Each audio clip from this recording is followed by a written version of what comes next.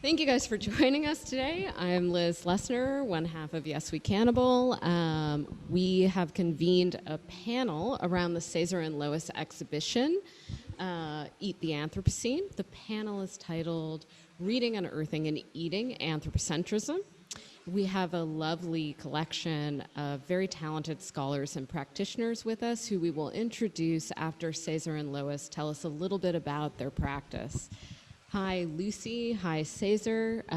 Please take this moment to introduce yourself and then let us dive right into your work. Thank you.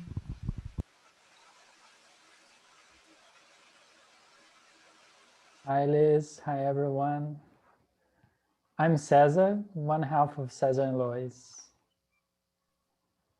And I'm Lucy, the other half, also the Lois half.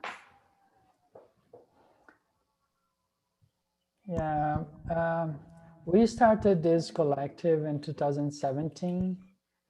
And since the beginning, we, as a collective, as an art collective, we probe the evolution of humanity's relationship to nature by advancing intersections between digital networks, biological and socio-technical systems. We think a bit about the nature of intelligence, where knowledge comes from, where it is rooted, to use a lot of puns.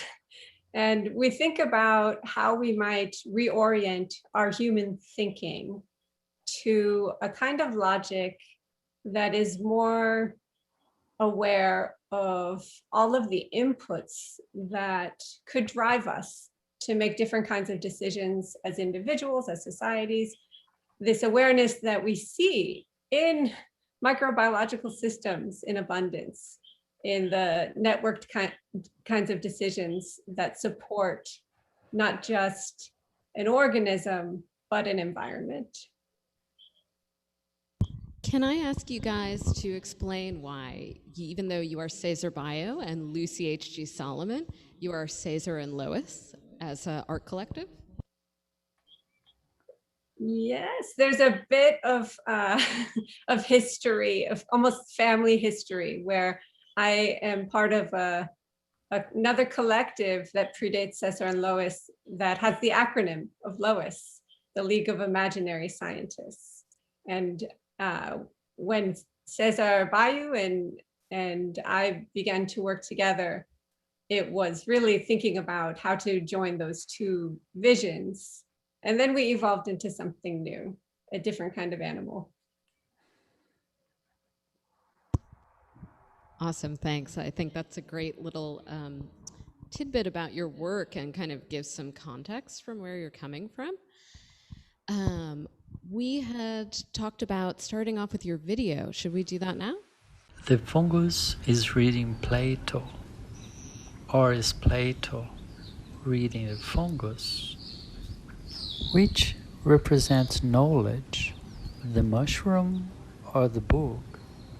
What is knowledge, and how many kinds of knowledge can exist? Observe the conduits and the circuitry for environmental information passing within and through the fungal system. This mycelia pass signal as you do. Think with us. Think with us. Think like a mushroom. You are smaller than you have ever been. Too small to see, too small to think like a human, that is. Float in this small state. You have no consciousness of yourself. You are only floating. Find a dark and cool environment. Here you begin to change form, spreading yourself until you encounter something larger than yourself. This is the root of a tree. You keep growing for some distance until you reach another root of another tree. You are in the soil, a dense and cool space where you begin to feel the world. In this porous space, you encounter more roots. Across those roots, you receive sensorial signals. These are chemical messages about how the trees are growing. You grow. Growth is curiosity. What is happening outside of the tree, in the undergrowth? You can only know what you feel from this root across the narrow fungal circuitry. You receive a message along this conduit from that tree. The tree has an important message, a sense of something, environmental information, a sensorial signal that must be communicated to the other trees. You have to help this tree to carry this message on to the next tree. You are there to collect these messages. So you pass along the signal from tree to tree. You realize that you are the connector between these trees. You are important as a conduit, and you are only one conduit in an interlaced web of others, passing along sensorial signals. Now place yourself in a human situation. Another signal is heard, again from a tree, from a whole forest of trees, from a whole group of whole forests of trees. The signal comes from the tree that is here, from where you are. And the signal comes from the Arctic forest. And the signal also comes from the Amazon. You are the conduit. As a human, pass along this sense of urgency of the trees. Think like a mushroom.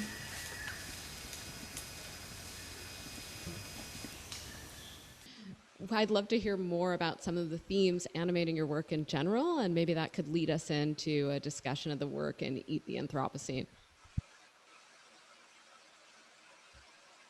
Yeah, we in our work in general, we are examining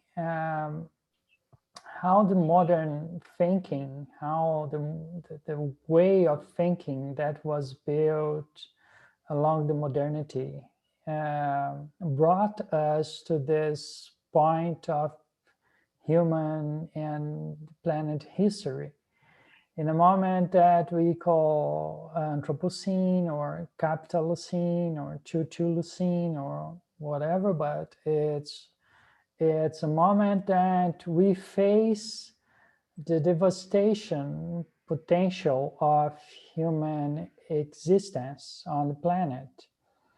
And in our point of view, it is related to a very deep distance, very deep abyss that happens between human societies and the rest of the living world. So our work, I think that is where Lucy and I met in terms of artistic projects. So she was working with the League of Imaginary Scientists, that I have to say has a very great job, great work as an art collective, and it caught my attention, and I think that what I was doing also made some impression on her, and then we started to talk about these relationships between nature, technological systems, and we as people, as person. And I think since we had these conversations, the very first conversations, we understood that we could really do something imaginative, provocative, ironic, and try to do something as artists to respond to this situation. Even our very first works have always been really scouring this history of human knowledge. And it is a very specific direction within a subsect of human beings. And as a counterpoint, we have, there are so many banks of knowledge that are more connected to the living world that also inspire this work. So we're in this interesting spiral of looking at and responding against or responding to and trying to find ways to critique certain texts. You know what? There is a really loud fuzziness right now. I don't know if you hear that. Let me see. We don't hear it. Now it's gone. Yeah. So we think about how do we set up a system, an artistic system, to critique this trajectory of human knowledge that really positions human beings and human society as the ultimate controller of the living world. How do we create an artwork that does that with the participation of non-human logic, with microbiological entities in concert with that kind of analysis or driving it? So that has been the challenge. How do we do that? And how do we take a book and inoculate it with mushrooms or with Cicerum polycephalum, which is slime mold, and offer another reading of that book, which then critiques a whole set of knowledge that we personally have inherited and culturally also. So were these your first works, these textual and organismal collaborations? Because I know you guys have a variety of practices that look at all different types of societal engagements with nature, and that your output is really diverse. Yeah. So I'd love to hear you kind of talk about what the output was first and then how that evolved. Yeah, that's curious, because I think what you guys can see in the exhibition, one of the first outputs we had, and actually it's the first time it's being shown. So we had days that you can see on the walls, but we had never put it together as a show or even individually. I think besides the video and the pictures, the photos, I think the other objects were never shown. No, also the books that are carved, they were shown at our very first exhibition in Italy. Yes, the books in the exhibition have mycelial, actually not mycelial, those carvings are traces of Cicerum polycephalum, so that organism. We started right away interviewing mycologists and biologists and asking about these other kinds of living systems and how we might layer those over a book. We really felt that the book represented this tangible symbol of knowledge, not even a symbol, it is knowledge, and it's very specific human knowledge. And the books we selected continuously have been and continue to be books that span disciplines. There's landscape theory, design theory, philosophy. That even a dictionary is one of the books that's really overgrown with molds and mycelia, a kind of combination of fungal colonization. And we also have used texts that organize nature, botany texts. And the results have been different in different contexts. Some have been these living sculptures that have been difficult to nurture and yet also require a certain custodial relationship that changes our perspective around the living work. Then there's others that. So I'd love to hear you say more about the connection to these different ordering systems and this idea of eating as knowledge. You've titled the exhibition Eat the Anthropocene. So could you tell us a little bit about the choices to include electrical engineering text, landscape design text, Plato, and this idea of eating in terms of ingesting or as a way of creating knowledge?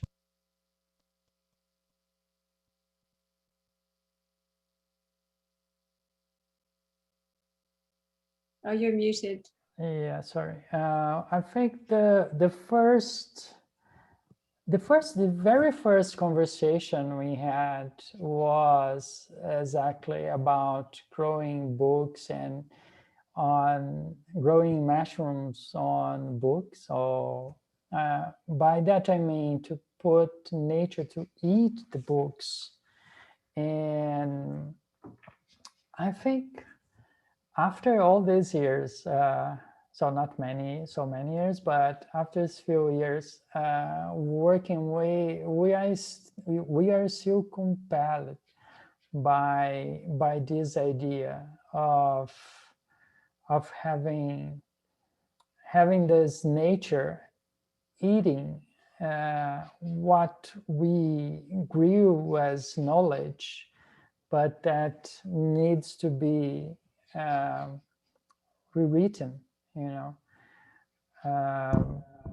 There's a real connection to Brazil in this idea of eating as knowledge, you know, the Viveros de Castro Cannibal Metaphysics, right? Talks a lot about that, and it's an important document for us, for Yes We Cannibal.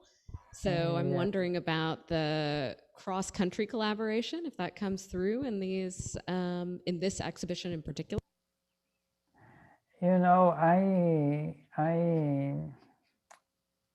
think that as a Brazilian artist, I think certain things are so deep rooted in my mind that sometimes I can't realize them. I think for Lucy, I don't know how it is. I would love to hear about it as well. But this idea of anthropophagism is the real base of every Brazilian artist since the modernity since the modernism on art, the modern movement art in Brazil. So yeah, probably you've been on it, Liz, when you were here. The anthropophagic movement, I think, perhaps has inspired you to Yes We Cannibal as well. Well, we love the idea of this kind of multi-species collaboration as a form of eating and as a form of new knowledge, right?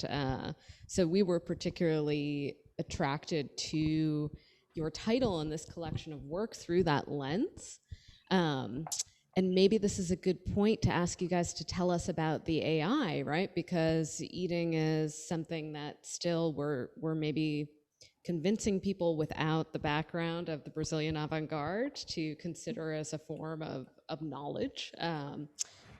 So this idea of yours to model a technological system on a different species intelligence is also very appealing to us. And maybe we could hear a little bit about that and how this exhibition is going to feed into the AI you're building.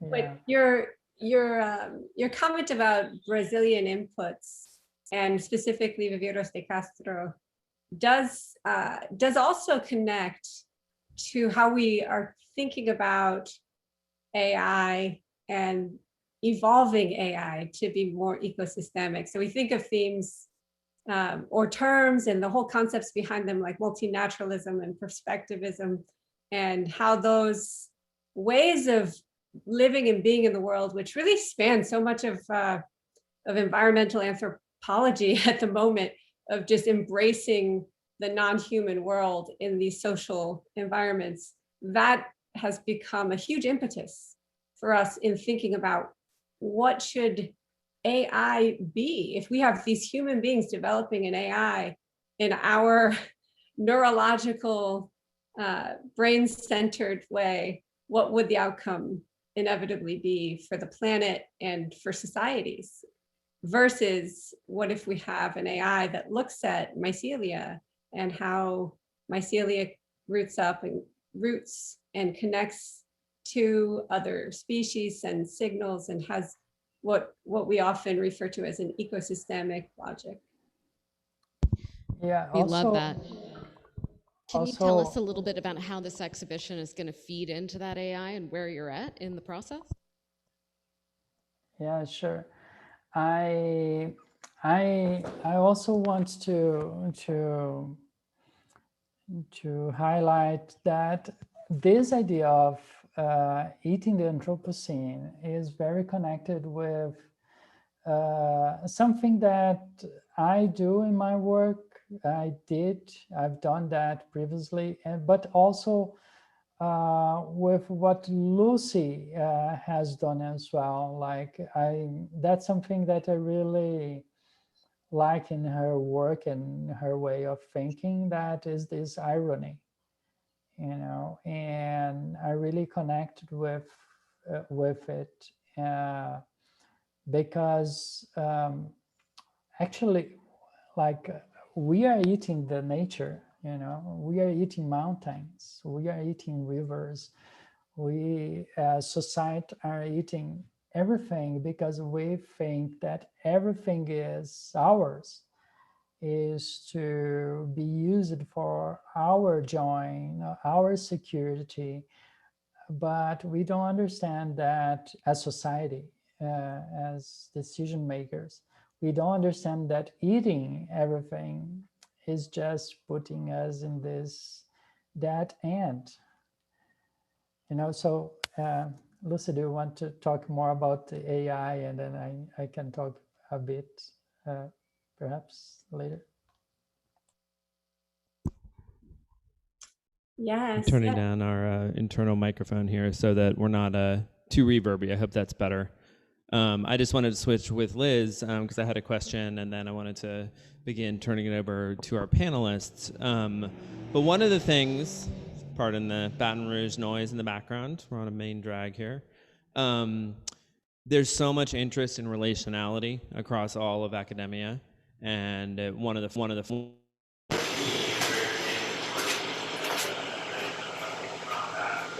things that are allied with us or that poison us, sort of Matt, very basic can you metric rephrase of a way to it? understand Did the audio relationality. go crazy for And everybody? so it's interesting to me that in the UK in particular, a lot of the interest in the multi-species that has emerged alongside the Anthropocene goes towards quote unquote animal rights, or goes towards kind of a sort of disavowal of the process of consumption and eating, and thinking about those themselves as knowledge relationships or equitable relationships, which I think is very much why I find Viveiros de Castro so interesting. And I'd like to turn it over to Chris Barrett in a moment and introduce her, but I did just want to ask about sort of the role of the kind of essential role, I guess, to use an ironic term, the essential role of really, really radical relationality that's at work here, and what other strands of relationality you might identify that with, and what strands you might diverge from, kind of what your position on thinking through relationality in this work as well as in your other extraordinary work about time cycles. So I will quickly turn the volume back up so we can all hear you, and then I'd love to hear from you, and we'll turn it over to the panelists in a moment. I think we were excited by the venue, the space, and the organization, the duo that is Yes We Cannibal, because of those very radical compulsions, and that idea of revolutionary thinking made visible through art is something that we definitely work towards. And so there's some sound in my world as well. But I would talk about a little bit about the revolution that we're thinking in terms of economics and distribution of wealth. When we envision an AI that thinks according to a different kind of logic, it's not limited to our human society, but what happens when every single part of the living world has an equal stake in a technological network? What becomes possible? What becomes impossible in terms of consumerism? What new kinds of networks produce different behaviors? Cesar, why don't you answer as well? Yeah, we think that's something that we've been also having some kind of challenge for framing, how we frame this problem. Is it the modern society? Is it the capitalism? What about China, and Russia? Is that what is that? So we are focused in the idea of the anthropocentrism as this inherited way of thinking that posits the human being in the center of everything. Of course, it's not general or all human beings. It's a certain kind of human being, first from Europe and now from developed countries. Of course, we are not talking about forest communities, originary people, but this idea of rationality is very interesting because I don't know if you are familiar with Francisco Varela thinking. So for Varela, the mind is not part of our brain. It's not in our head, but it's in our whole body. So Francisco Varela is a person from science. So he does science, and he inspired a lot of thinking on science about how the modality of the beings are intelligent. That's how we approach slime mold and other microorganisms.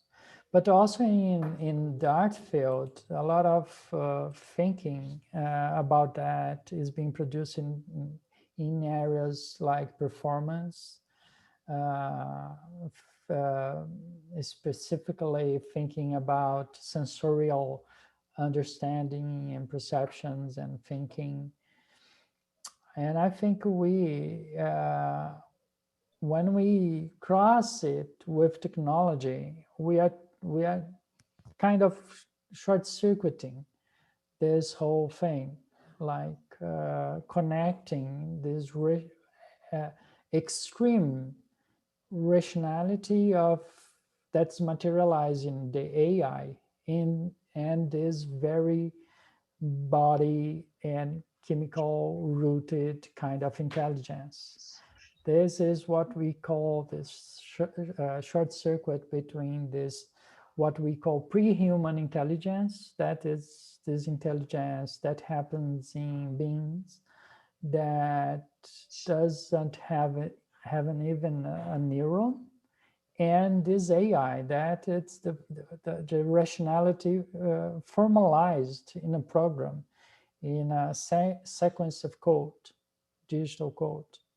This input of Varela also shifts our thinking around time and allows us to think about time in a very molecular level, especially when we embed that into a technological framework. So much of our networks and digital tools are really focused on expedience and profit, and there's a specific capitalist time that's embedded in that. So that science / philosophy input that has at its basis a neuroscientist pondering of how decisions get made in some senses, that plays into how we think about AI and how we want to challenge these books, these very traditional books, by making living sculptures. Let me just turn the sound down. Challenging books is a perfect entree into introducing the first of our panelists, who I was just thinking I would go in alphabetical order out of equity, but Dr. Chris Barrett, who's here with us and who's one of my advisors, very happy about that, is a stellar professor of English who's worked on cartographic representations in literature and is currently working on a book on vegetal thinking and was extremely excited, and I shared her excitement. It was really fun when she first saw the show and she agreed to do this, and I've been waiting very much to hear what she has to say and to share with all of us. So I'm going to pass the mic to Chris and let her take it away. Hi. Again, it's just such a pleasure to be on this panel and to be part of this conversation. Cesar, Lucy, just such a joy to get to think with you about this show, and my compatriot panelists. I mean, just a gift to be here. So thanks. I'm so taken by the way that this show interrogates those structures and ways of organizing and theorizing knowledge, those systems, particularly of Western thought in the Plantationocene, that have led us to develop, so many sort of supremacist logics of extraction and exploitation, and I found myself thinking about knowledge per the invitation of this work. And the way that knowledge is often contested on the grounds of truth and who gets to own truth or make truth or speak truth. And it struck me that I might think a little more deeply about truth. And so I did what English professors all over the world do when they're given to think about a topic. We look a word up in the Oxford English Dictionary. And this is actually also why we are just famously good at parties, because we do this. But if you look up truth in the dictionary, you'll find that etymologically it stems from the Old English word troth, which is a pledge between two parties. And it made me think about this project in terms of the kind of relationality, Matt, that you were sharing with us a moment ago, the way that the sort of conspiracies of fungus or mold and codex, invite us to think about, non-anthropocentric relationalities, ways of building community, or in a Donna Haraway sense, a kind of being with, that doesn't center or work to center the human, but actually acknowledges all these kinds of transfers and improvisations and kindnesses and predations that surround us in the everyday. And I just found this such an extraordinarily generous and hospitable kind of exhibition that you've given us, in that it makes space for us to think about that being with, those forms of connection. I should also say, I was thinking about, in particular, the interactions with books and codices. These artifacts, these vessels of conferring discourses of knowledge, and the way that there is a long tradition of altering books. Sometimes in practical ways via marginalia, sometimes in sort of performative or aesthetic ways. And I wanted to start thinking about some of the works in this exhibition, not necessarily as altered books, but as books being altered, in starting to think about that work of alteration in and of itself, sort of redirecting away from the givenness of the object and sort of allowing it to defamiliarize in ways that sort of make the ordinary and the everyday sort of marvelous. And again, I think it's an extraordinary kind of feat that you've accomplished here in making things as common as mold or the book seem, and in fact be, anew in all new ways, in fact novel ways, in ways that I found myself absorbed by these codices that have become something rich and strange, absorbed in the way that funguses all around me are absorbing those nutrients. And I started reflecting on how just that language of being with the world is so shot through with the action of the fungus, that mysterious sort of third term of like not animal, not vegetal, but something else, something marvelous, something that sits between the dead and the living in a kind of profound betweenness, a kind of profound commonality, a kind of being with. So those are just some of my initial thoughts invited by this. I'm so interested in hearing from all of you more about this. Just such a joy to be part. But I'll stop here and I'll pass it back to Liz. We also want to take this moment to introduce Richard Doyle, who is an English professor at Penn State, as well as our fellow panelists, Susan Main of Cultivate in DC, and Robyn Reed, who is a landscape architecture professor at Louisiana State University. Richard, can we ask you to take this moment to introduce yourself? Sure, yes. Really appreciate being here. I've been studying the nexus of the life sciences and human culture since 1989, when I got involved in the Human Genome Project very early on, and have been trying to plot the traffic of the betweenness between those life sciences and the changes that they were reaping in the world through their focused attention on living systems. And so after writing a couple of books about that, I wrote a book called Darwin's Pharmacy, where I was unexpectedly put into contact with precisely such a non-human intelligence as is articulated and sought for in the AI register. That, as you may know, subjective reports of interactions with alternate forms of intelligence abound in relatively controlled studies of psilocybin, and they abound in the reports of diverse and sundry reporters through use of ayahuasca in both indigenous, mestiza, and kind of neo-colonial contexts. So this opportunity to watch the mushroom grow out of the book, Cesar and Lucy, is just like something I've been waiting for many years. And the fact that it sprouts out of a copy of Rouse's translation, I believe, of Plato there, which opens with a very little known dialogue, actually, the Ion. It's only about 15 pages. And the Ion is concerned with locating what the actual conditions of uttering poetry are?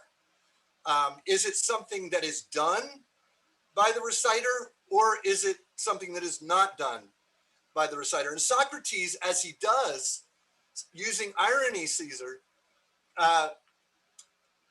demonstrates essentially that the eponymous ion is in fact not uttering anything at all, but essentially what we would now use the language of channeling, or he even says chanting, a divine intelligence. So what's so ironic about those mushrooms sprouting right out of Plato is at least twofold.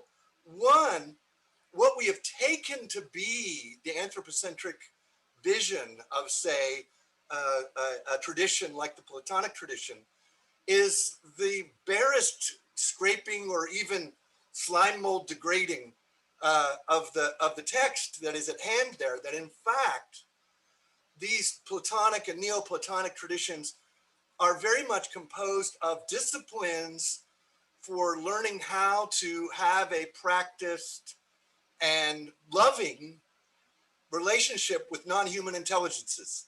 Sometimes the language is used as the language of the divine, but again, the second-fold irony here of the mushroom sprouting out of the Plato book is that, as you probably know, in the Greek mystery cults, when there was indeed eating for knowledge, where after a very disciplined and controlled set of kind of sensory, auditory, oracular, and other techniques, where a drink, the kykeon, was drunk, which likely contained an entheogenic adjunct.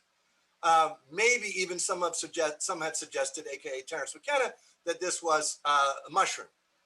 Similarly, of course, in the Sanskrit tradition, going all the way back to the Rig Veda, the soma is never identified, but it has continually been seen as specifically a method for entering into dialogue with a non-human intelligence.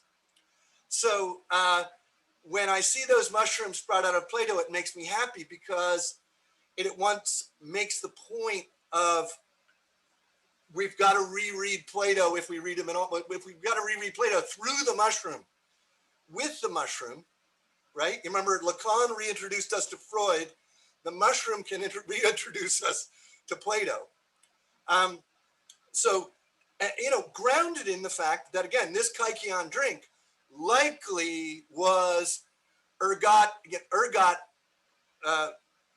fungus that grew on ripened wheat and then put into a brew. So this idea of a long embrace and alliance, what Lynn Margulis called the long bacterial embrace, is the way she understands our relationship to prokaryotic organisms. But this long fungal embrace can be seen right at the heart of the so-called anthropocentric Western tradition, as well as other traditions. Now, that means it's there to be repotentiated, right? And so, for example, this discourse of the fungal origins of a kind of Paleolithic, religious experience, itself then inspires the writer Philip K. Dick, with whom I spend way too much time with his text. I have a 9,000-page text of his. Writes about Bishop Pike in California, who went on a famous journey into the desert with nothing but a Toyota and a bottle of Pepsi, I believe, trying to find, this was the person who was good friends with Martin Luther King and the Bishop of Northern California, looking for what, Cesar? What, Lucy? The mushroom that it was the basis of the Eucharist cult in early Christianity, okay? So what's so interesting is the way in which there is a kind of loop here where we think we're making it new, but in fact, it's the return of the repressed of the mushroom, which is, I don't remember the beautiful word you found to describe the force of the mushroom pushing up. Pupui. I'm Pupui. probably mispronouncing it, but that sounds right. Pupui. Yeah, Pupui. But what's so interesting about Pupui, and then I'll just say two things and finish, is that of all people, Schopenhauer, for example, was aware of Pupui. In his book on plants, he writes about a mushroom that has such force that it breaks up through the city street. I believe it was in the city of Heidelberg, right? Like home to like mainstream history of philosophy, that the mushroom erupts out of the ground in the city street there. And he was fascinated with that as an instance of what he thought of as plant will, or Pupui, right?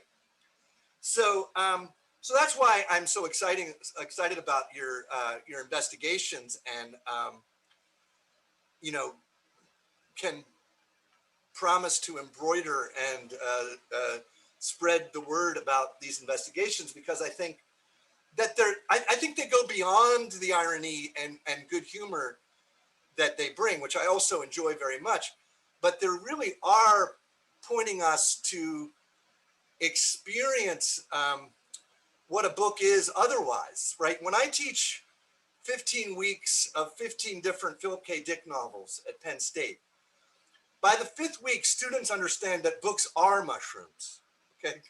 That they're very potent mushrooms. So bringing out that quasi-psychedelic quality of books is something that excites me very much. I wanted to throw out, before I be quiet, I want to throw out a couple of other sources that you might have fun cutting up. One is that Varela's, like really his teacher and collaborator, Umberto Maturana, is, I believe, still alive at 100 or 100 plus in Chile. And he should be known as a national treasure in Chile, because what he and Varela did together in terms of trying to understand autopoietic intelligence, in other words, the capacity of a system to sustain itself and reproduce itself, is still being mined by artists and researchers such as yourself. So I would encourage you to reach out to him, since you're already in Brazil. And then I wanted to mention two other thinkers that you might have interest in. Do you know the work of Henry Munn? Henry Munn.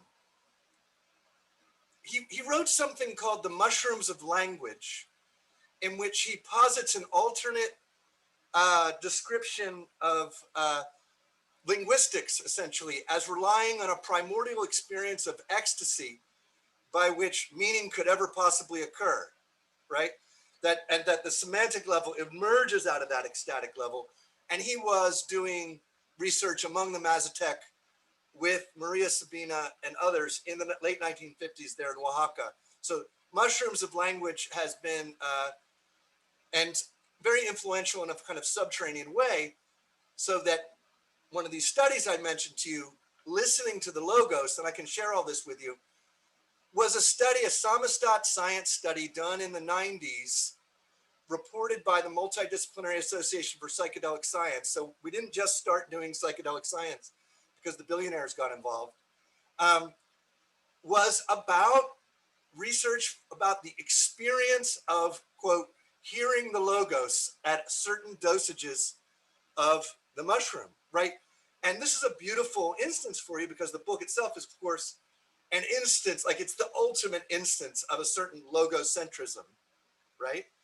But the mushroom, along with ayahuasca, is regularly reported as, and I have experienced on multiple occasions, as presenting itself just like something could present as flushing your face. I make no ontological claim about the nature of the sentient interaction, only that there is the subjective experience of sentient interaction with a plant that is well documented by the anthropology of the Upper Amazon and elsewhere. So Munn, and then one more person, and then I'm out, because I just want to add to the pile of compost where more mushrooms will grow, is a researcher named Roland Fisher.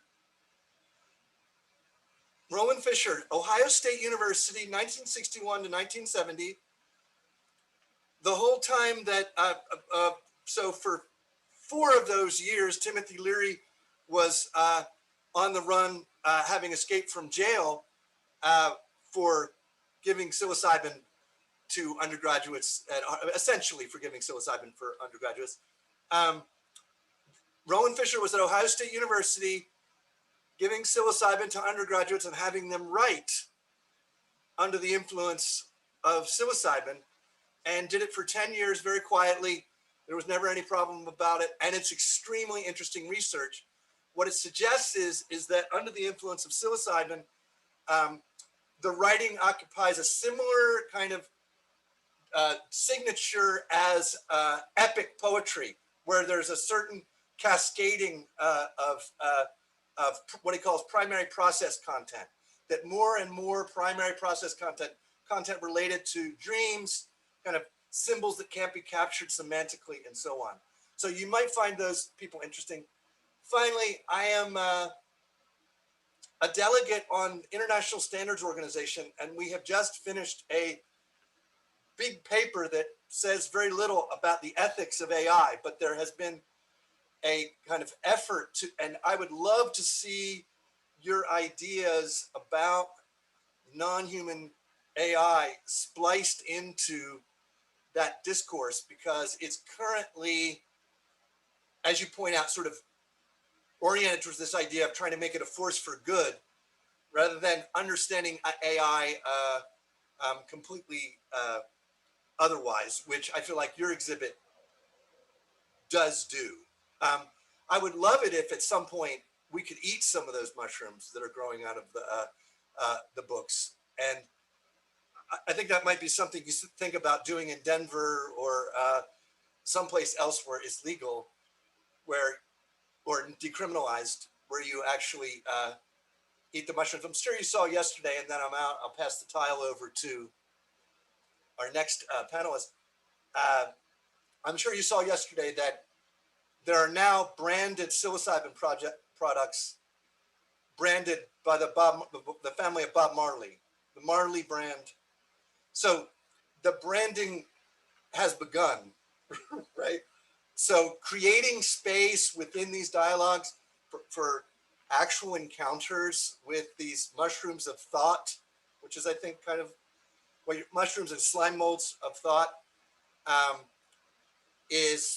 couldn't be better timed.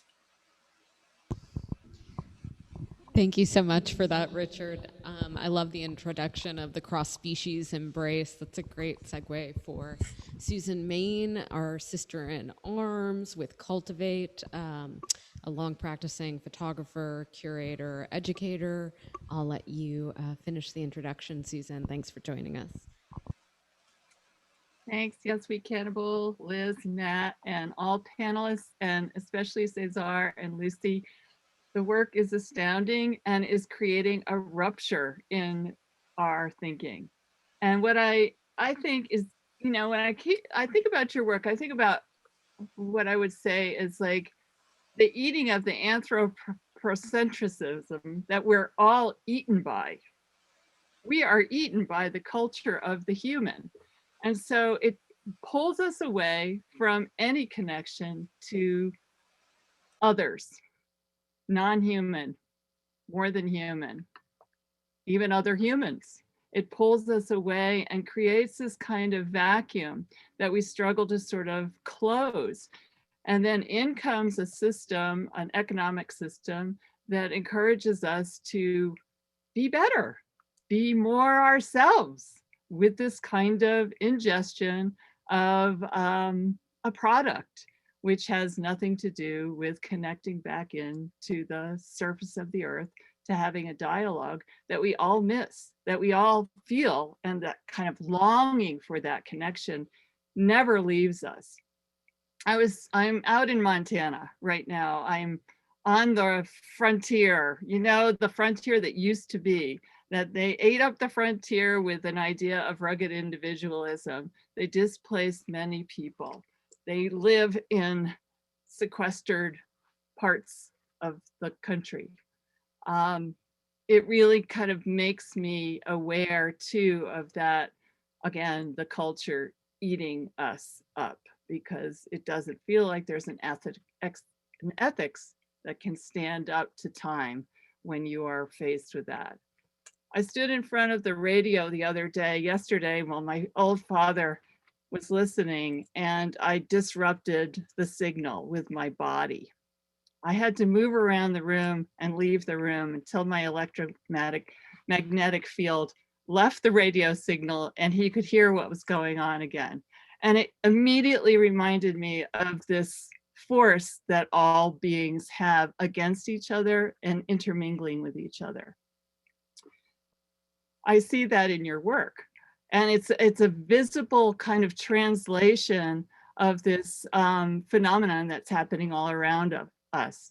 And this idea of the AI, of trying to at least break the magical hold of capitalist thinking and allow in other voices is really, really provocative. I wonder how I can translate that through the work that I'm doing with Meeting Ground, where we lie down on the ground or we touch the ground just to come back into ourselves again, just to sort of hear, oh, well, what I'm here in this moment, touching the ground and having this conversation. But I feel like with AI, there's a real possibility that it could interrupt kind of the larger forces where we're, you know, everyday life and the TV's on and the radio's going and, you know, the predominant cultural voices are being heard over and over again, to interrupt that with a voice from a mushroom, you know, just coming to us like, what? Oh, what the mushroom's talking now? Oh my gosh, what are they saying? Well, we don't know exactly, but we know they're there and they are trying to say something. So I really think that this is, you know, the work that you're doing is vital and essential to relocating that kind of closeness with and non-separation of the human species with the rest of the world, and creating an empathy there that is maybe the start to behavior change and system change. It's a tall order. I know it's a tall order, and there's many who are resisting that at every turn. But I do think that there's this exchange that is happening that people feel and intuit, but they can't build into a daily practice of some sort that allows them to really then say, yes, the mushrooms are here speaking behind me, over me, in me, around me, as well as the radiation and the pollution and everything else that's circling around inside my system and being. And so I say congratulations. I wish I was there in person to see the work and to actually smell those books. A couple of texts that, you know, I know Matt sent a message and said, what texts would you want the mushrooms to eat up? And I thought about it for a while and I was like, well, all religious texts, can we have the mushrooms kind of attacking all religious texts? And then I also thought about homeowner covenants, where property value is the number one you know, outcome of having you sign off on a homeowner property covenant that tells you how and when and what you should honor and value. And very little of it has to do with anything that is connected to a vital ecosystem. One of the things that, Liz, do you want me to talk just a little bit about this, more about cross-species connection with trauma, or should we wait? I'd love to hear you kind of introduce us to Cultivate and that work, and then we can have Robyn Reed introduce, and then we'll go around and talk specifically. We'll have a question for each of you specifically. Great, thanks. So Cultivate is just a group of evolving artists and interdisciplinary thinkers who are sort of grappling with landscape, place, and the commons in really expanded notions.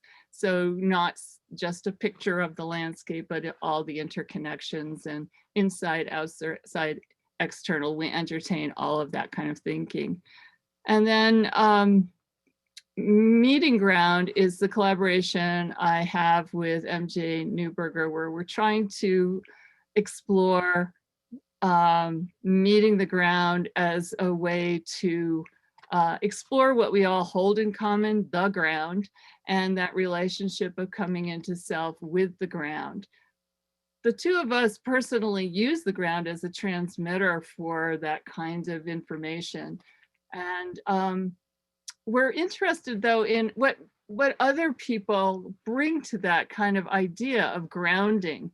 And, you know, if you're coming to the ground with a lot of trauma, as most of us are, can the ground be an absorber of that trauma? Does the ground give back and heal that trauma? What happens between those forces when skin touches skin? And we're exploring that right now. And we're also thinking about AI and what its ramifications could be with us making visible some kind of exchange between place and places where people ground.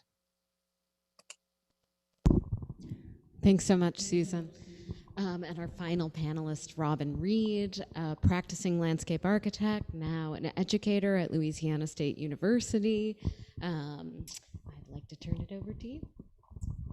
Thanks, Liz and Matt and everybody here. And thanks to Cesar and Lois for this amazing show. It's Matt had asked how many of these kind of panels. I've never been in a panel like this. Coming from practice, we don't get often these kinds of exchanges. And so having shifted into an academic mode of practice in the last couple of years, certainly with the pandemic, also not necessarily the opportunities to have these kinds of cross-disciplinary exchanges. So I'm really grateful to be here. And I think one of the things, it's interesting to be going last and listen to everybody.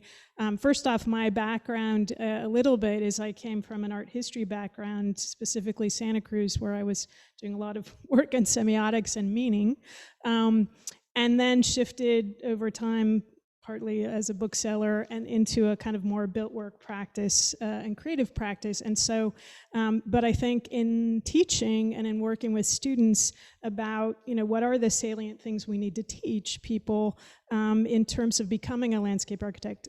In our discipline, there's, you know, a set kind of bunch of things that we're supposed to teach because we are a professional licensure kind of practice, but my focus is much more on understanding design and the ways of communication. And I think one of the things that I'm struck by in being in this room and listening to this conversation, and Susan, your work sounds like it talks a little bit about this, is the notion of the text as a kind of figure ground, right? We talk a lot in the drawing classes, in a lot of our work in school, but also with client conversations about that kind of what is the figure, what is the ground, and you know, usually the point of action, and I think you even have over here a landscape plan, right? A kind of traditional plan.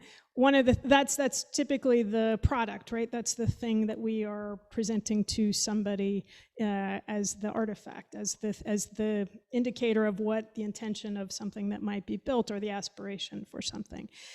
But I think what gets one of the challenges of that mode of operating in our world is that like many of you are speaking to, that leads to a kind of, it doesn't really get to the other aspects of the project, that whether they're spatial or not, particularly the ground. And so for me, the ground is actually where humans and non-humans are interacting, right? That's, as you're saying, Susan, that kind of touchstone. But it's also the kind of opportunity for returning people to a kind of closer and more clearer identifiable sense of place that the figure or the text that we might create often doesn't. And so I'm kind of very intrigued and interested by the fact that whether it's the slime molds or the fungi, how they are emerging from these texts, right? And how they are suggesting a very different sort of understanding of the book, the text as ground, and you know, allowing for something operating at a very also different time scale than we tend to think of, right? Which again, in landscape, that's something that we work with, right? We have to plan for now, but also for something to change, an understanding of that. And so I think that to me is quite intriguing. One of the other things that this discussion has me thinking about or reflecting upon, in my work, it's in a kind of two prongs at the moment, but one of the aspects that I'm interested in is that is the kind of role of water and understanding of water. Typically in design practices, it's understood as a kind of either or condition, right? It's either all wet and we have to figure out what to do with the water, where to put it or to save it if you're in an arid climate, or it's not there at all. We don't tend to understand or work with it in a kind of more myceliar way, but in fact, that's a very Eurocentric Western kind of understanding of water, and in fact, and it's partly why I'm here, is looking at dampness, right, as an instance of understanding of water that's more ubiquitous, right? Obviously, in certain climates more than others, but the idea that it too is a network, that it's always present, that it's moving through cyclically, and it's not, and it is not again a kind of figure of ground sort of binary where it's one or the other, but it's both and so I think that's what I find so exciting about this work and this conversation, is that the organisms, this idea of networks, which of course in landscape, with working with trees or what have you, those are all completely part of that system. We don't ever really speak of it in that way, but in our pedagogy very often. But in fact, that's the truth. That's that kind of one of those scales of ecologies that I think are really critical. So I'm going to hand it back over to Matt. Thank you. First. So I know that Liz and I have sort of questions for each of the panelists that we've thought about, but kind of on the spot a little bit here, I did want to just put forth one other prompt that I think might unify some of what's been talked about and that we spoke about a bit in generating the show with Cesar Lois, Lucy. We started out talking about a concept that Liz and I have talked about frequently, abolitionist naturalism. So kind of trying to think about sort of this sort of matrix interface of abolition, and a new way of doing naturalism, or what does this mean? And so this came up at a few points in listening to each of you. But then I was struck, and I made a sort of connection here in listening to Robyn. I thought a lot about how when I personally worked in GIS and worked in forms of planning, time was always the big problem. There was sort of never an effective way to deal with time. And sort of it was always kind of the problem that GIS, for instance, Geographic Information Systems, could never successfully resolve. And so we spoke yesterday a little bit with Cesar and Lois about how one of the big issues with the Anthropocene and its currency and its sort of, just widespread wildfire-like usage really makes us all hip to this question of time. I mean, it's sort of like we're all forced to go back to the kind of theological, early geological debates about what is the nature of time. And so since this came up in different ways with each of you, I just wanted to put it out there as a potentially unifying prompt, and from there move on to questions for each of you, and then perhaps giving after that an opportunity for Cesar and Lois to respond to each of you, or even something more informal. So I guess with that, I'm curious for each of you, as you revisit the comments you made, to kind of frame them, if you so choose, in terms of this question of, are we experiencing a radical, rupture, reorientation towards time that is driving this work, that is providing the ground of questions that this work intervenes in. So I will actually pass it back. We'll go backwards now, since Robyn is next to me and I don't have to adjust the mic. I will now pass it back to her. Okay, thank you. Of course, now you get to see me think on the spot. Thanks. So I'm also, as I was mentioning, very sensitive to the challenge of plans and drawings. I think that's something, I know Liz also in her teaching, how to not only convey meaning to show, but also to just think about those time horizons in work, I think is a kind of critical piece. And I think the other thing that, maybe it's just because I keep looking at this one image of Plato with the mushroom on it again on the wall, but is this question of visibility and legibility and so if we're in our work, right, the particularly in a kind of commercial or a sort of standard understanding of landscape, there's an idea that you are someone hires you, or a firm, and you're putting forward something, and the imaging of that, right, is to give someone a sense of what that looks like at a certain point in time.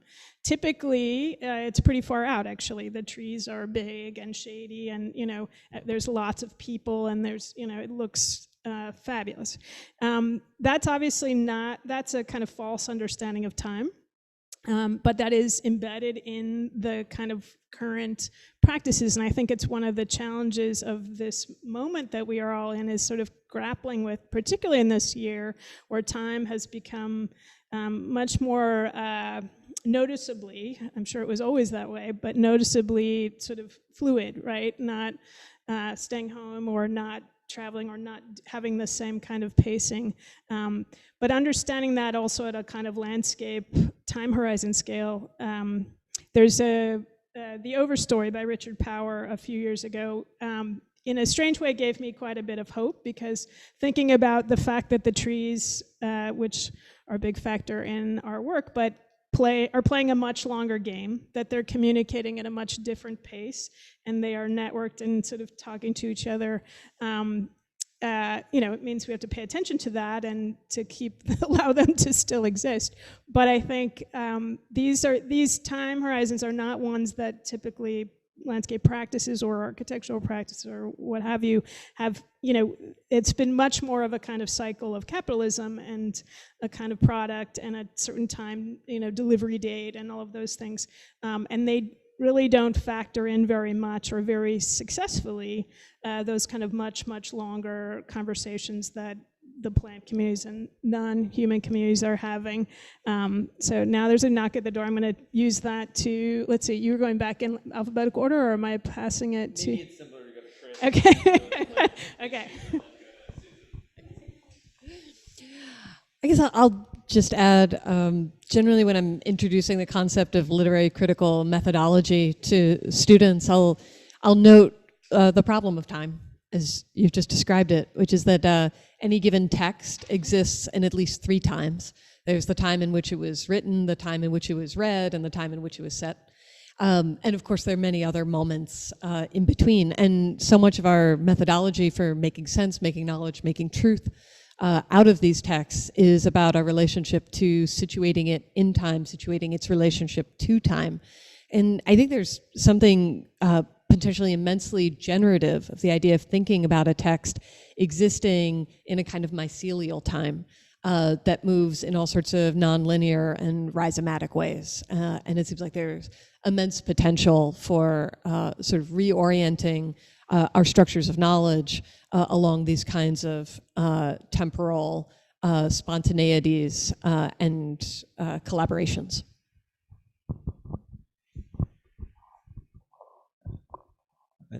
I think Susan would be next if I'm following properly.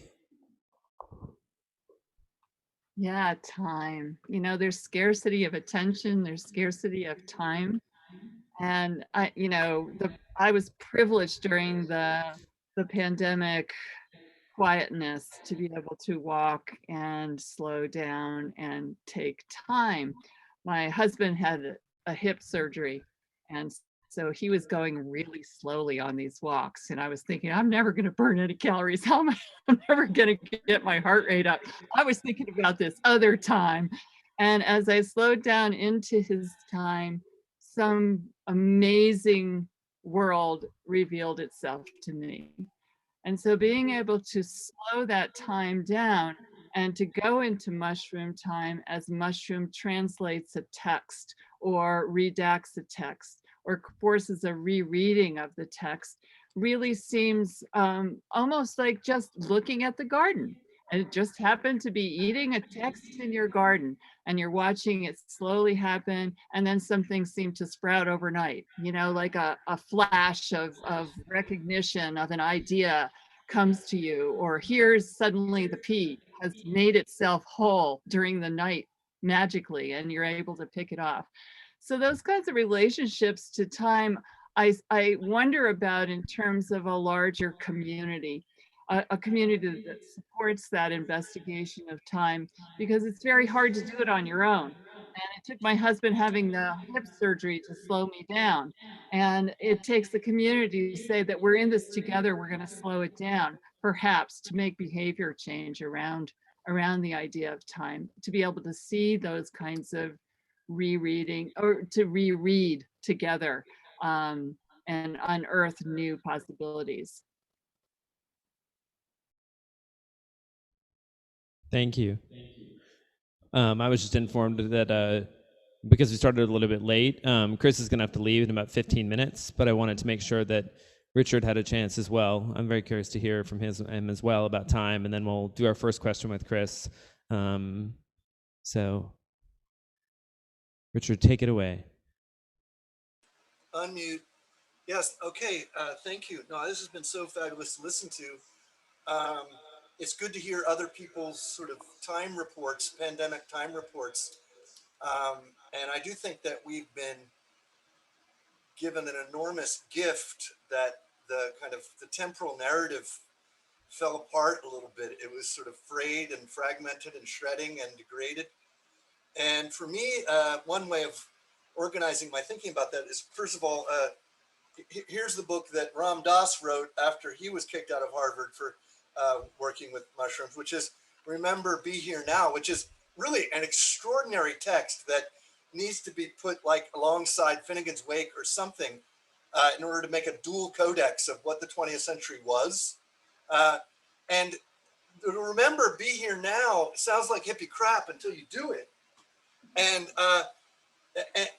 the interesting thing about that, there's a whole tradition right within scholastic medieval Christianity, mocked by Hobbes later, called the Nunc Stans, meaning the everlasting now, right? That there are, in fact, techniques such as the one we just heard so beautifully rendered by Susan for consciously subjectively slowing down and not using actions as the sort of metronome of our existence. And my hypothesis is that the pandemic introduced a lot of us to some pretty trippy relationships to time, dilated time in certain ways, precisely because we were made aware of how habitual our relationship to time was based on its rootedness in these largely non-conscious actions that we were engaging in as we moved to and fro around the world in our separate vehicles and going back to our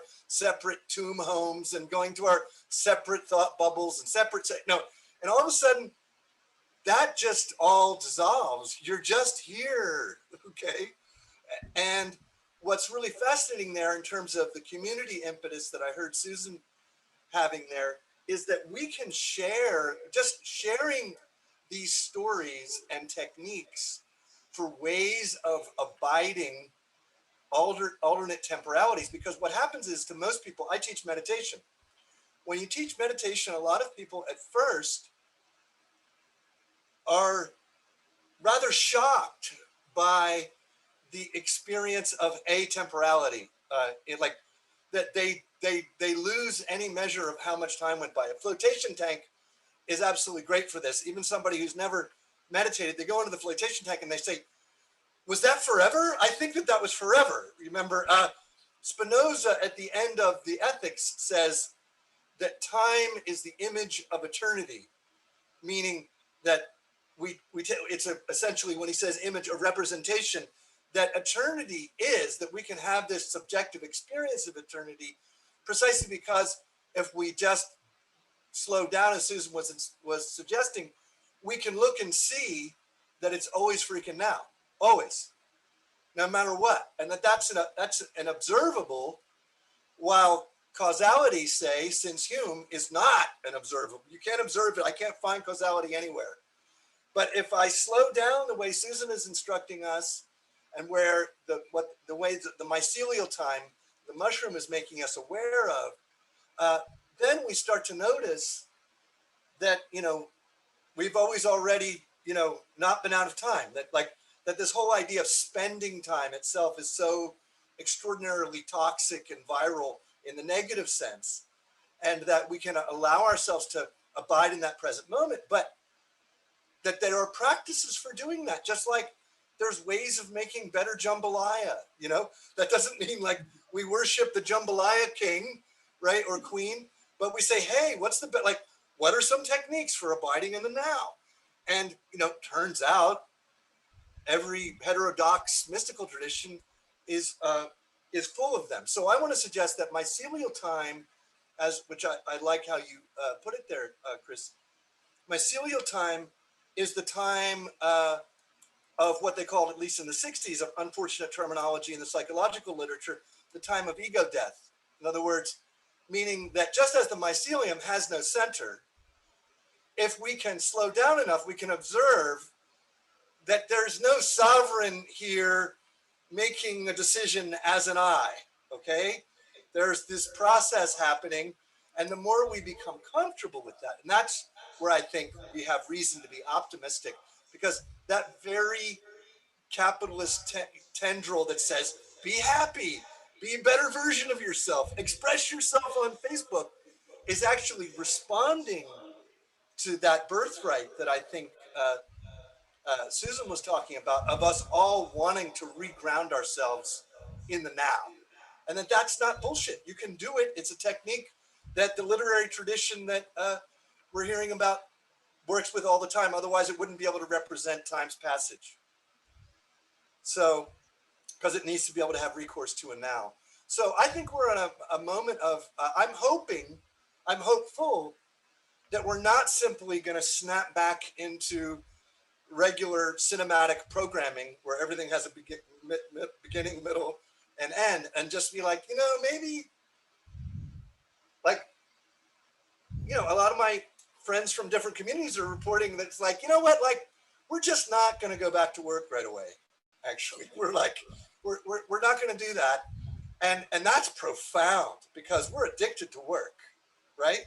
So I see a new grounds for a new economic bargain of the sort that Susan was alluding to there, where it begins with the priority of the now, and not for selfish human beings, but human beings regrounding themselves, to use that language that I like, regrounding themselves into the sustainable networks by which they thrive and love and live anyway, right? Yes. They're not thriving, loving, and living in the chambers. Right on. Well, I want to make sure we have a moment to ask Chris a question, but I did want to say one quick thing, and hopefully we can come back to this, which is I one time saw Ruth Wilson Gilmore, the sort of Marxist geographer, talk about how we all needed to stop using the metaphor of capitalizing on our resources. It was critical we stopped doing this, and you just made me think we should stop saying spend time. Yes. As a kind of praxis or something. Yes, but I do want to turn over a question to Chris, really just to speak almost broadly about sort of this notion of vegetality. I mean, there's sort of, I know you're working on a book on it, and sort of vegetal thought has this long lineage, and I wonder if you could just say a little bit both about the book and kind of how, you've already touched on it, but how it particularly relates here to this work as praxis as well as object. Thanks for that very generous question, Matt. And again, my appreciation for being flexible with the time, and perhaps indeed to sort of drive home the power of a rigidity of linear time to interrupt multi-species communities. I should say that that rigidity is really necessary today as I seek to interrupt the trans-species collaboration that is the termites that are living in our house suddenly. So turns out that when you rely on expertise to interrupt that, you need to be at certain places at particular times in this capitalist temporal matrix. But to speak to vegetality, indeed, right now I've been thinking a lot about trees and plants and the possibility of a vegetal poetics. And is there a way outside the sort of positivist rhetorics of essentially sort of early modern and subsequently Enlightenment thought for us to sort of think with other kinds of non-human being? And I think it's sort of bringing me toward a kind of apophatic logic, a kind of expression by way of talking around or of generatively not saying, or of substitution. You know, all these sort of building blocks of language that we use so effortlessly throughout the day, periphrasis, metaphor, like, what is it to take seriously the fact that most of the time when we talk about ways of being in the world, we're actually not saying it? Is there a kind of generative kind of silence at the center of the sort of worldwide web of beings, or the wood-wide web of conspiracies between the vegetal and the fungal and the animal? And again, just to bring it back to this exhibition and just the extraordinary way that the fungal is positioned here as being that space of transfer, that space of possibility, that space of otherwise, that chance to think outside our present modes of sort of positivism or domination or hierarchizing, and instead to sort of think rhizomatically about even just the discursive modes that we use to interact with the world. If there is no sort of outside the text, how can we introduce more fungi into them, and thereby sort of expand those margins, those pages, and those words ever outward, upward, inward, and through. So, thanks. Thank you so much, Chris, and thank you so much for joining us. We'll let you go slaughter the termites in contradistinction to all we were talking about. But thank you so very much. Liz will join us in a moment. I guess I'll ask my other question. We're each going to do two. And it's really, I guess, in a way, actually, to both Richard and Susan. I'm quite interested in the problematic of thinking about expression and sort of free expression and rights to expression in terms, so thinking about how plants and fungi subject them to kind of a rights discourse versus something else. So what if we talk about plants, beings, et cetera, having the right to free expression? This is sort of what we've seen with the rights to Mother Earth. This kind of way of thinking about ecology, is this actually productive, or is this actually kind of retrograde in some way to subject different beings to kind of try and to bring them into the human in some regard, to kind of give them the rights that humans share legally, and particularly the question of expression. So I guess the question is mostly for Richard, but I was interested very much in what Susan had to say about this notion of feeding kind of homeowner covenants to the mycelia, because I think that's one of the most interesting ideas I've heard yet. So with that, I'm going to hand the mic to Liz so she can ask the other questions and listen to your responses. Thank you. So you want me to talk about that now?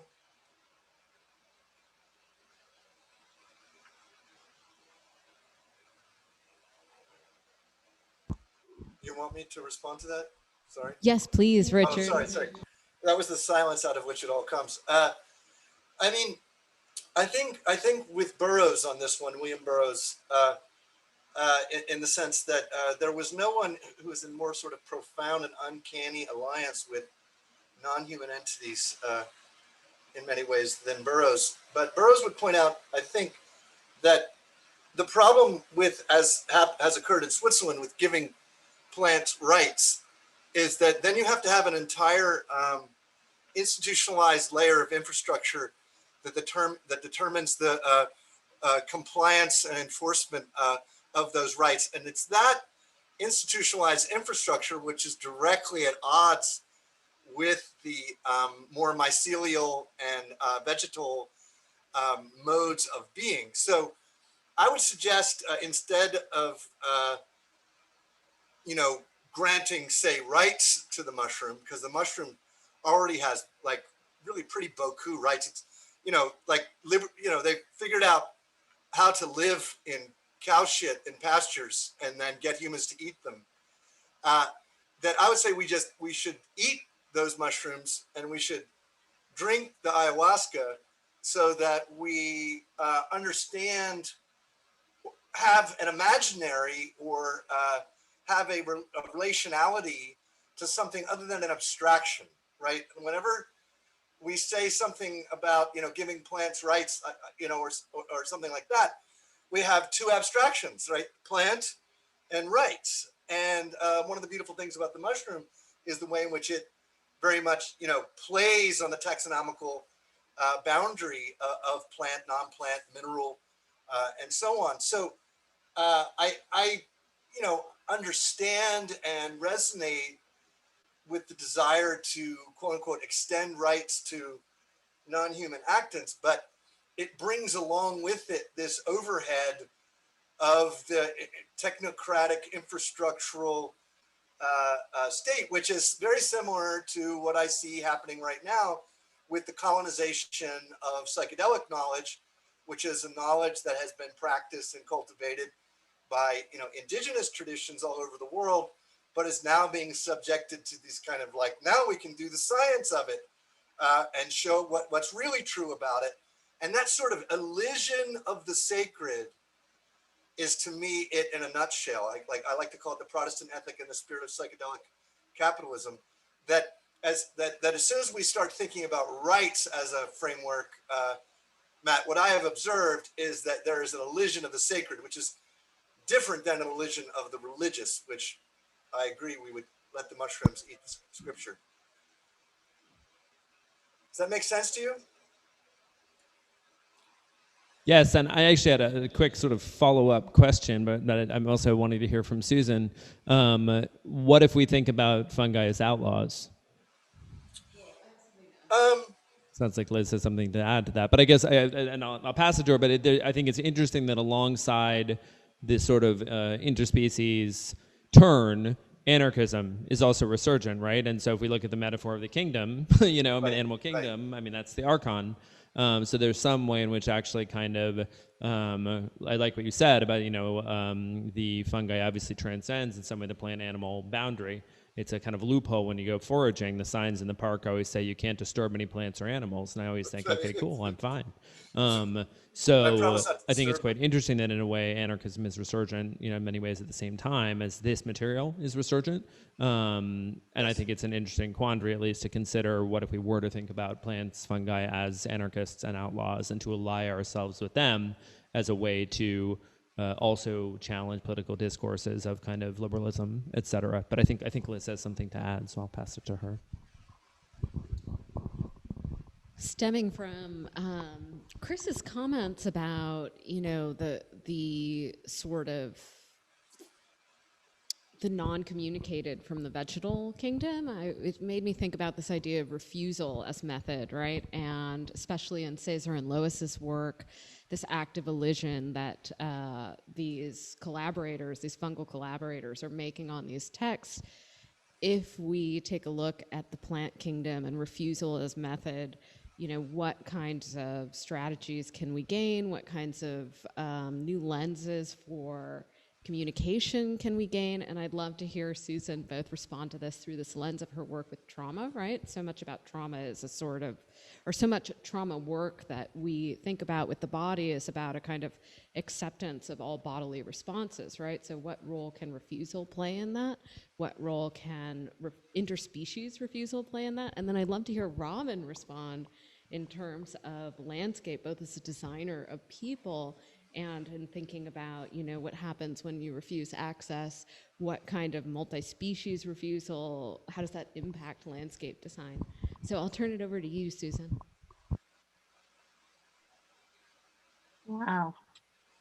Those are a lot of big questions, and I'm still kind of back to the thinking about the rights issue. I can't help but thinking when you bestow rights upon non-humans, you are creating those rights through a human lens, and it's anthropocentric.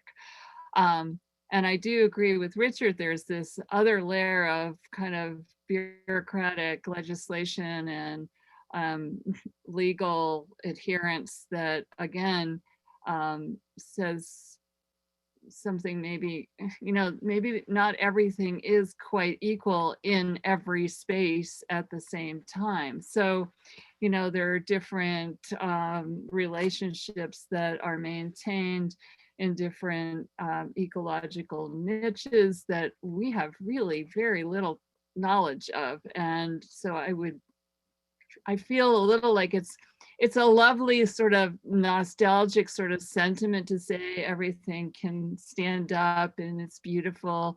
But then I go up in the field where my father is angry because the aspens and the cottonwoods are sprouting like mad and making little trees that are taking over half the field. And so he's going to lose production on his hay crop. And I'm like, okay, what are the rights of those little sprouts? Do I leave them to grow or do I cut them down? It's always this kind of entanglement that we're not prepared for. We don't understand. We don't know how to work with it. Now, indigenous knowledge would have sort of this base of operations around those very things, and there would be this kind of commingling of harvest with, maintenance of next year's crop, but at the same time, you're stewarding, you're not really cultivating, deep cultivation, ripping things out, and unless it's called for survival and survival of the species as well. So there's an more equitable relationship there. So as far as like this idea of this, the outlaws, I like that idea a lot, thinking that, but maybe, if I think about it in sort of common knowledge with common behavior change overall, it's a big leap for someone to think about that as being, here I am a resistor, I'm the mushroom resistor, they're like, what, huh, what, what are you talking about? What are you resisting? Come here, I want to eat you. So I feel like that, there's something powerful, I think, in terms of this idea that maybe those aspens and those cottonwoods are resisting the cultivation of that field and hay, and that they're finding their way in and they're creating a new extension of their community that I really don't have any power to say is right or wrong. I just don't know. I don't know if that's a good answer or not. It just feels like that not knowing. Yeah.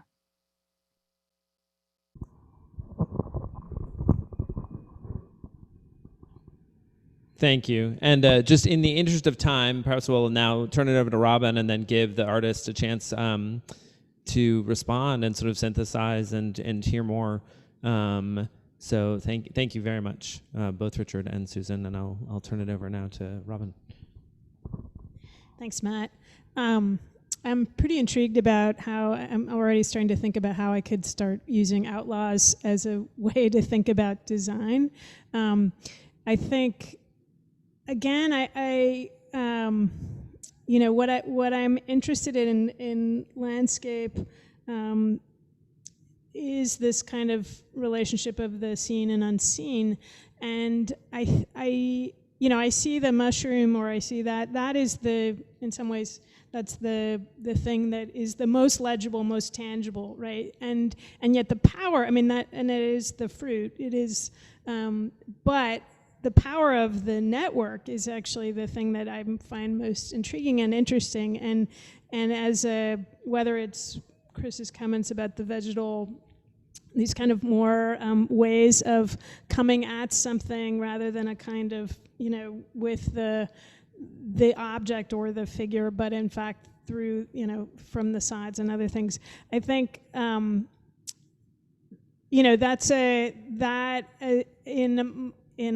my practice, or in practice, that's a challenging thing, because Susan, it gets to a little bit what you were saying, right? There's that kind of, it's a great idea, but then the translation of the people who are actually at the moment still sort of working or paying for landscapes, and what their sense of cultivation is, and what their sense of stewardship.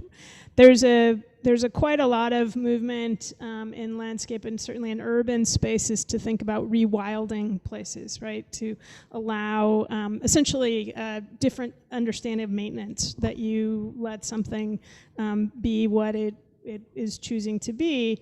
But with that, right, that has so much also, a kind of visual thing that reads to some people as neglect, as derelict, as pejorative. And there's a challenge there, because this kind of larger understanding of what these systems are and how they might crop up, or how they might be within cities, or out in Montana, what are the tolerances? In my world, that's a real thing that we grapple with, because we're constantly, there on the conservation side, there are people that are very much working on the ecological aspects, right? But when you get into these interfaces of any kind of development, or then it really is that sort of, there's that educational aspect, and that kind of understanding of what is acceptable, and it does. I think that's why these kind of ways that things might be transgressive, for me, that also then comes with some need to teach or explain. And so I think that's what's intriguing to me about this show, and sitting here within this gallery space, is thinking about the ways that we can start to help people understand this network that allows this thing to come through. That can be both at the scale of a book, but that's operating at a much vaster scale of, of a county, or a city, or a country, or whatever, that those same networks are still embedded. And I think that would create a very different sort of ways of starting to think about how we, as people who develop land or landscapes, might operate in those spaces. And I think that could be pretty amazing. Who gets this next? I think we, thank you. That was very, everyone has been wonderful, and that was very provocative. I think in the interest of time, I'm not sure, I saw a chat message, and I think someone may need to go, but I will pass it to you to make your comment, and then I had offered that Cesar and Lois would have the opportunity, Lucy, would have the opportunity to synthesize and respond if they chose, and I can't actually wait to hear from them. I'm really excited, because they've been so quiet and listening to these things, and I've been watching their faces, and they're very poker-faced, so I'm quite excited to hear what they have to say.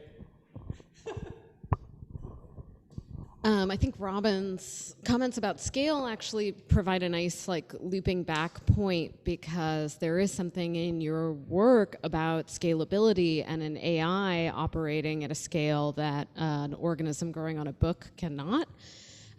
So I'd love to hear your thoughts on, there is a question that we haven't really touched on the documentation of this process, right? Because your work is so much about a process, and bringing a process to light, and bringing the questions that the process poses to light. And so here we have these artifacts, these photographic documentations, and now this AI is really kind of moving into something that not only documents an instant, but as we talked about, takes a snapshot of an instant, the data on which you train it, and then continues parallel in step to create and generate an output. So I'd love to hear you guys talk about this idea of scalability and documentation, along with your responses to all of these fabulous points brought by the commenters and the panelists.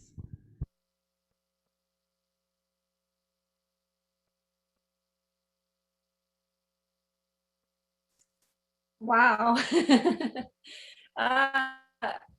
There's so many provocative themes that have repositioned my thinking about our work in interesting ways, from the landscape perspective that Robyn, you provide, thinking about how the landscape of a book might be, which gives an entryway of imagining how to scale out. We have such a small substrate in a book, something that's easily contained. I've had students babysit some of our organisms in their closets or even in a drawer over a course of a period. And there's something interesting about expanding those books out to consider them at landscape scale. We have given some of those books back to the landscape. I live in a kind of vast, strange forested desert that offers its own problematic challenges of living, combining drought and much fauna and flora, and just trying to survive in a fire-prone area. That the ideas that this work can comment on landscape, but also comment on archive. I think, Richard, you give us this impetus to rethink the text through the vantage of the mushroom. And I think we've tried to do that in other ways, in literary ways. We had a literature class come in and workshop the text that was output from one of the readings, to use a human term. And the students really threw all caution, all anthropocentric caution to the wind, and just looked for meaning and communication. And they were so much freer than we in anticipating and talking about what the mushroom, what the fungus was trying to say, and or in some cases the Phacerum polycephalum. So I think this idea of really attempting to find meaning, that just to kind of go through different inputs that Chris Barrett triggers as rhizomatic, complex, different ways of understanding texts that push us outside of time and that complexity of time. And I think that Susan Main, with your projects, this idea again of thinking about the ground as a way of finding meaning, perhaps pushes us to think differently too about scale, in terms of what is the ground for these mushrooms when they're transposed into a base of human knowledge. So that's kind of just me riffing on all of your inputs, but there's much more that will settle in. And I think mostly I'm just really appreciative that you've all examined, and not just examined, but communed with this work in ways that are so thoughtful. So there will be reverberations in our work to come.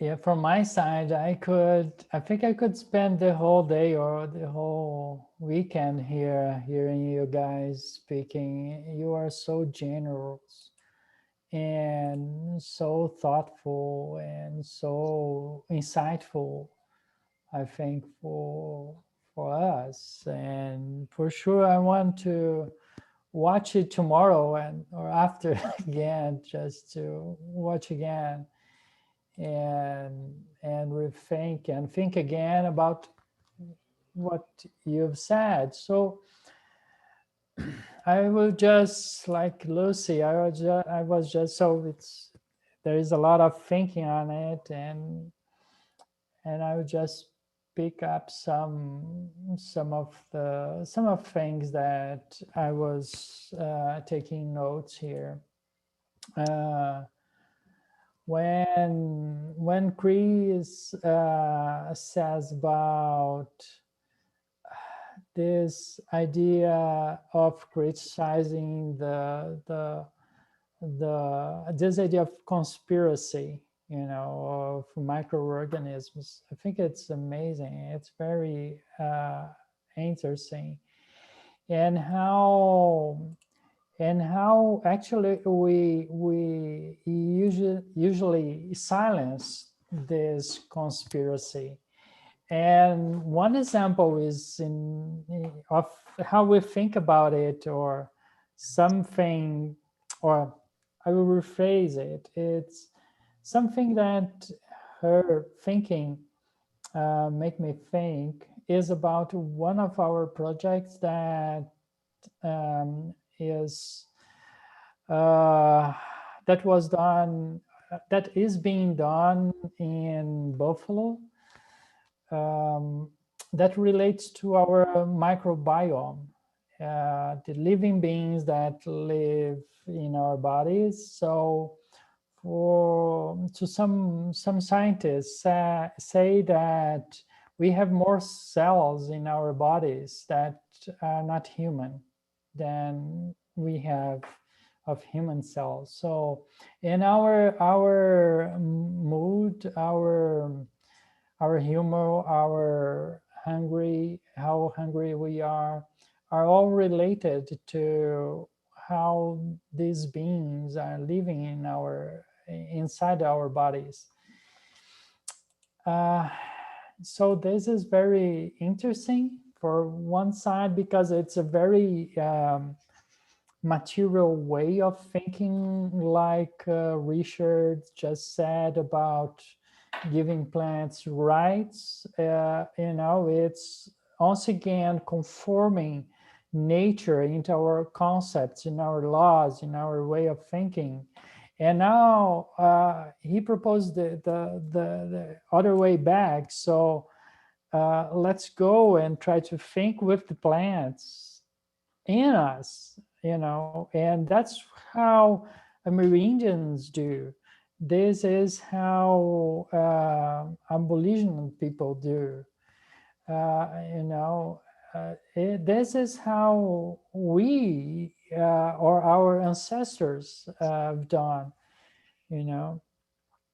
That's one of our points when we think, so okay, Darwin and Descartes and Kant, they've been criticized for long in academia. Everyone who is in academia has learned recently, or has learned how to criticize, or how Descartes' reason is a problem, or how the human exceptionalism of Kant is problematic, or how the competition embedded in Darwin theories is a problem. It's not totally true. But actually, our societies is still being driven by these concepts of domination, of reason, of human exceptionalism, of competition, and this is when we make art, we think that so in this way, I agree with Susan when she talks about how we can't understand really the entanglement of beings that live in the soil, in the ground, and connect to the ground is also connecting to this inner life of the soil that make our life possible by nurturing plants, by making food possible for us as well. And also, like modern conceptual frameworks didn't equip us to understand this complexity. We believe that our generation have to try to build or reach out this knowledge.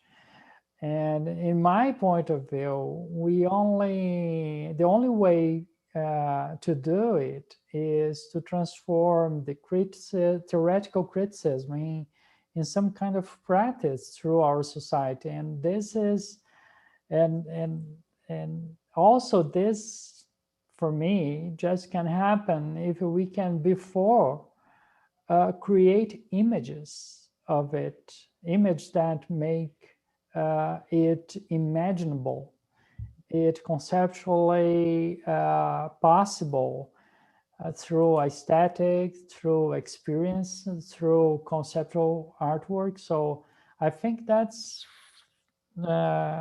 something that we've been also writing about, Lucy and I, how we're thinking this ecosystemic intelligence, for example. How could we imagine intelligence that is not in one body, but is in between bodies? It is in this communication, it is in this interactivity that makes the whole system possible, that make that one death, the death of one can be the survival of other and can feed other, and mushrooms and fungi in general are the master of it, because they are in the end of all this chain, because every matter in the world is turned back into the basic chemical elements that are necessary for making life happen through plants and so on. So sorry, I just derivate. And No, that was wonderful, and Lucy as well. And I actually I've lost all sense of time. Go figure. I just there's many. I think there's much more we could all say, and I hope that we will stay in touch around some of these questions, all of us, and continue to build networks that take opportunity from so much of this is related to this disruption of time with COVID, for instance, and the kind of the mass psychedelic experience of time dilation and altered states. And I hope we can build networks around that and continue to work together. This is really what I live for, discussions like this. And I'm so admiring of all of you, but particularly Cesar and Lois, your work here and living with it here for a month has just been truly wonderful. So thank you for your generosity, and thank you for your brilliance. And I wish you the best, and I look forward to sharing this tomorrow with many people. So thank you to Robyn and Chris, and to Liz as well, my partner in Yes We Cannibal, and Susan, and everyone. So thank you. Just truly fabulous and phenomenal. Thank you.